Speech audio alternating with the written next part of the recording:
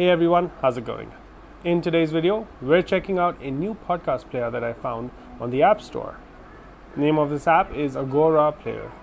At least that's how I think it's pronounced.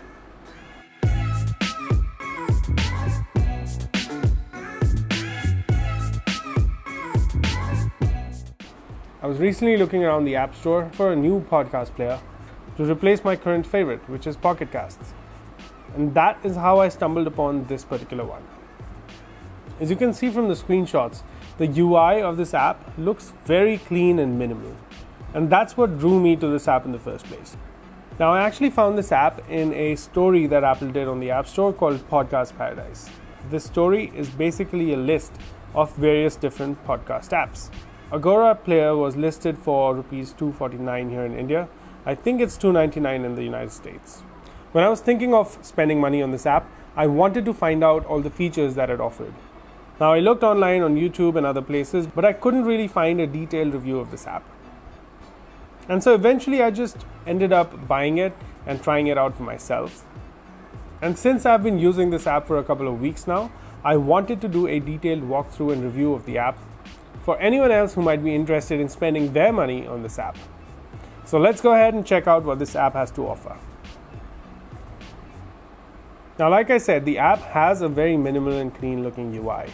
When it opens up, what you see right up front is the library view. At the top is the main navigation of the app. The screen we are on right now is the library view. To the right of the library view, we have our subscriptions and the Discover tab. And to the left of the library view, we have a playlist and the settings tab. Now, something that's really unique in the settings tabs is these circles that you see on the top. Each one of these circles represents one of the themes that this app has to offer. So currently we are using the white theme. The app offers a completely black theme for those of you using an OLED iPhone. There's a yellow theme, a red theme, and a blue theme. And if you swipe on the colored rings, you'll actually see a few more colors, for which you'll actually have to make an in-app purchase. But you could still tap on one of these and see what the app looks like before deciding to spend your money on the themes. So as soon as you get out of the app and come back, the theme will switch back to one of the freely available default themes.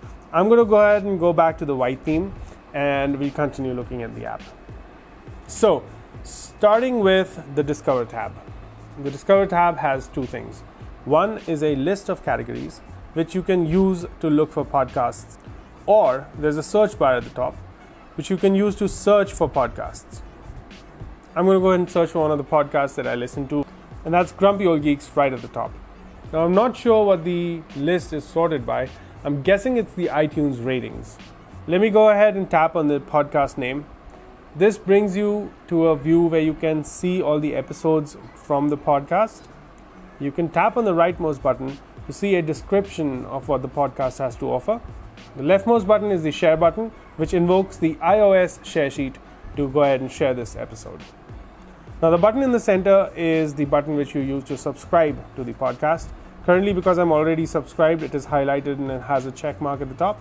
If I tap it here, it'll unsubscribe me from the podcast, and I can tap this once again to subscribe. Now, just below the description, you see a drop-down. This drop-down basically offers you a way to sort episodes. So you can either see new episodes first, or you can see the oldest episodes first by hitting first episodes. Or if you have favorited some episodes from this podcast, you can tap that to filter out those favorites. Currently, because I don't have anything, it's showing me a couple of hints. For a moment now, I'll unsubscribe from this view to show you how else you can subscribe to a podcast. Now, the way to go back from this view is by pulling down just below the name of the podcast to bring up this little X, and as soon as you let go, it takes you back to the previous screen. Now, because I have to subscribe to Grumpy Old Geeks once again, I'll just go ahead and double tap the name of the podcast, and voila, I'm subscribed. It's that simple. The next tab to the left is the subscriptions tab. This tab has a list of all the podcasts that I'm currently subscribed to. There's not much here. You can tap one of the podcasts once again to see the same view that we saw from the Discover tab. Let's go back by again swiping down. The next tab on the left is the library tab. Now in this tab, you see all the latest episodes from all of your podcasts listed in a chronological order by their release date. So the latest episodes currently are at the top and the older ones are at the bottom. The drop-down menu at the top currently is a way to filter out episodes either by updates or if there are any favorite episodes in this list. Now over here, you can either tap on an episode to see the episode description. You can hit the star to favorite this episode. You can use the button next to it to add this episode to a playlist. You can directly start playing this episode by hitting the play button at the center. You can mark this episode as read by hitting the check mark, or the last icon, which is the share icon again, you can tap that to share again using the iOS share sheet. I'll go back from this view again by swiping down and closing the episode. Now from the main library view, you can swipe left or right on an episode to do one of two things. Swiping from the left to the right, you can mark an episode as read, which is basically removing it from the library. Swiping from right to left, a short swipe would add this episode to the end of your playlist, and a long swipe would add it to the top. Once it has been added to the playlist, it gets removed from the library view. Next, we go ahead and look at the library view. As you can see, the episode that I just added to the playlist is being downloaded and has been added to the top of the playlist just after the episode that is currently playing. You know an episode has been downloaded by the small little arrow at the right bottom of each of these list items. Now from the playlist view, you can do a couple of things. From the drop down at the top, you can either choose to stay at this custom playlist view, which is basically episodes sorted in the way you added them. You can also sort episodes by shortest duration first. You can sort them by longest duration first, or newest or oldest first. I'm going to leave it as the custom playlist. Now over here, you can again tap on an episode to see its description. You have the same set of actions that you could have taken from the library view. Let's go back. Now what's different here is that swiping left or right on one of these items does a few things differently. If I swipe from the left to the right, I can mark this episode as read.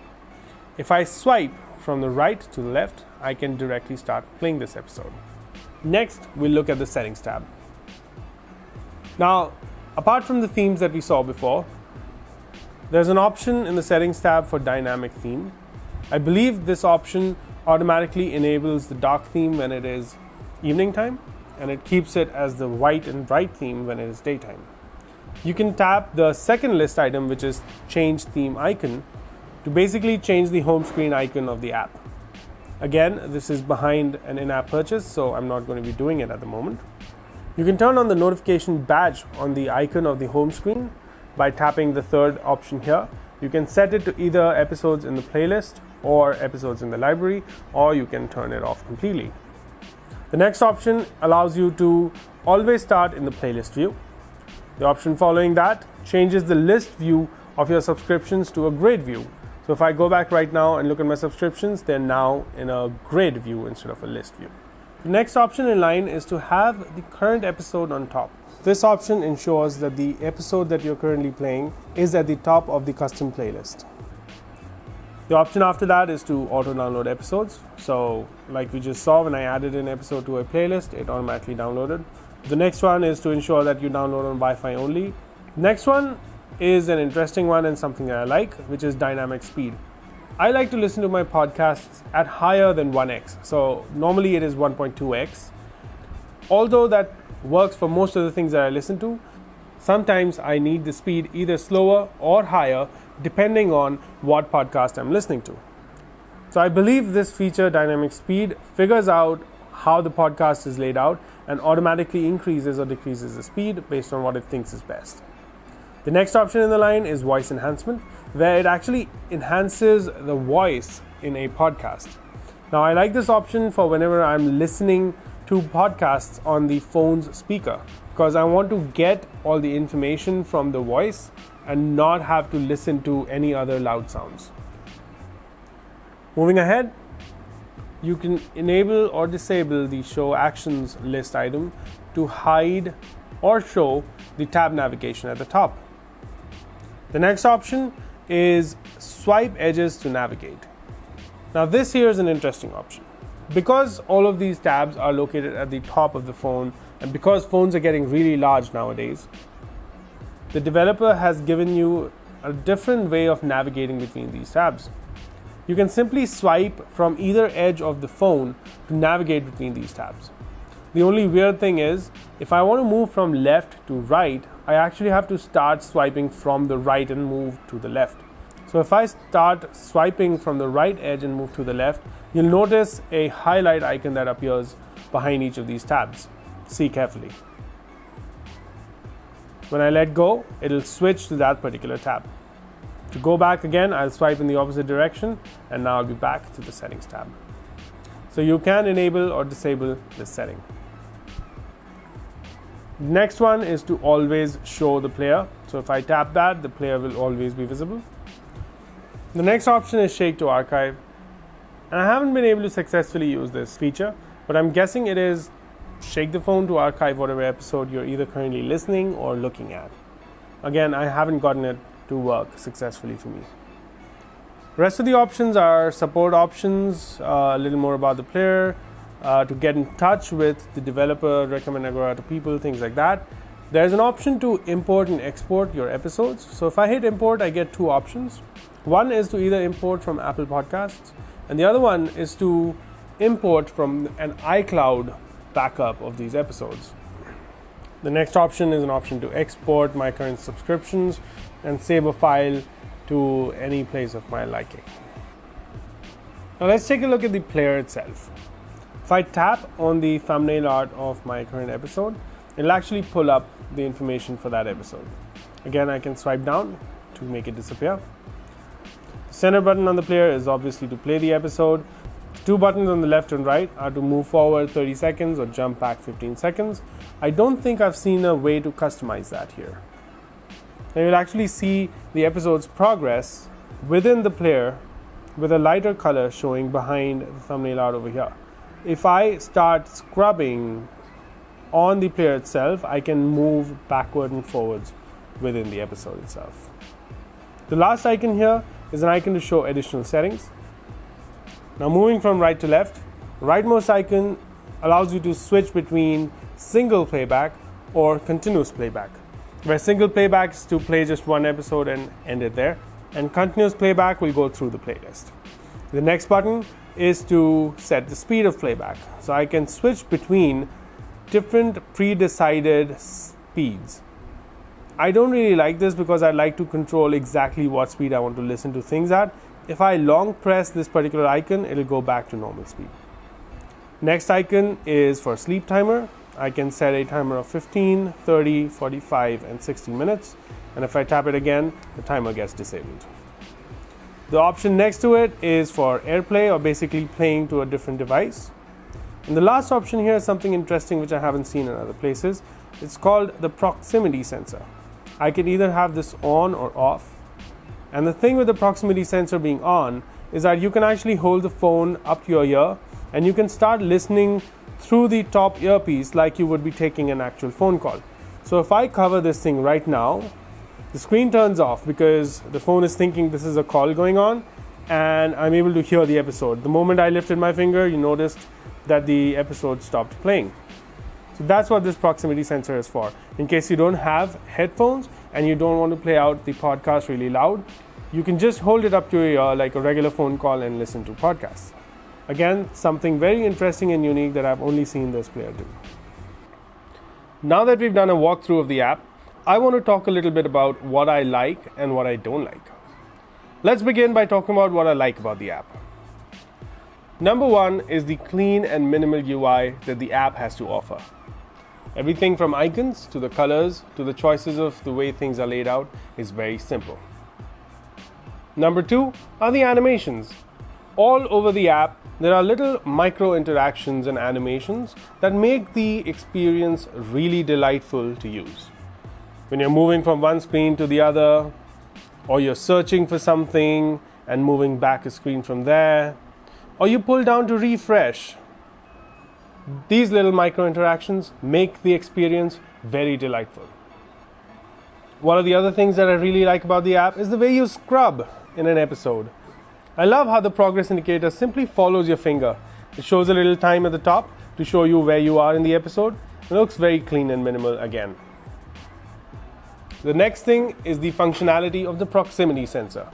Like I discussed before, this is a feature that I haven't really seen in any other app.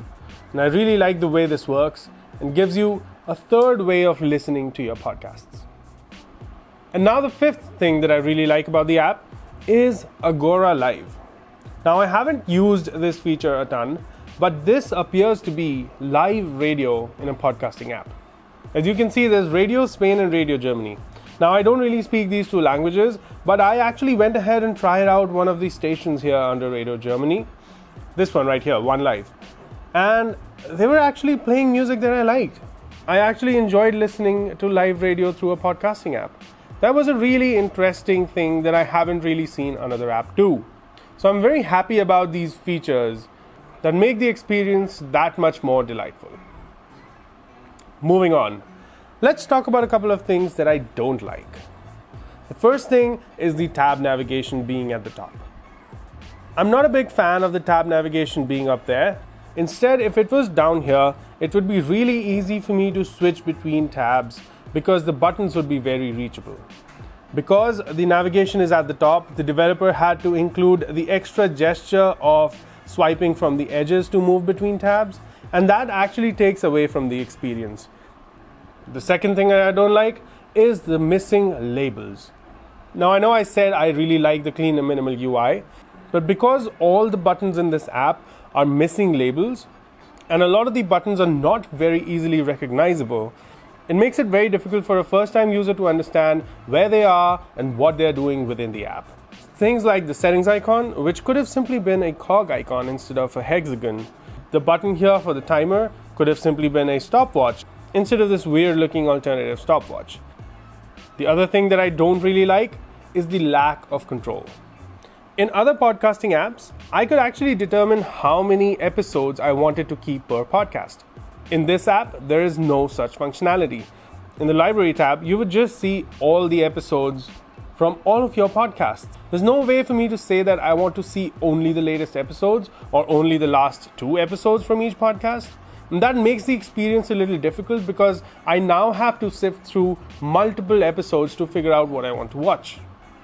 The other thing around lack of control is the missing ability to control the playback speed using a simple slider. Instead, I have to jump through a pre-decided set of speed levels before I can come back to normal speed, or let's say set it to something else.